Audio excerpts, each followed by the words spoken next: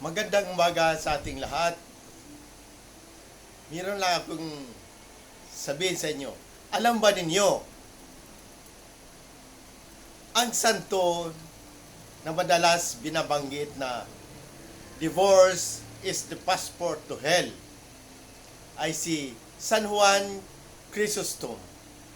Siya ay isang sinaunang ama ng simbahan at arsobispo ng Constantinople na kilala sa kanyang mahusay na pangangaral at pagsasalita sa publiko.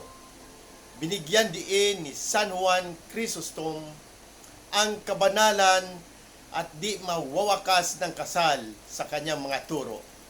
At mariin niyang tinutulan ang diborsyo. Tinitingnan ito bilang salungat sa pananampalatayang Kristiyano at nakapipinsala sa espiritual na kagalingan ng mga individual. Magandang umaga.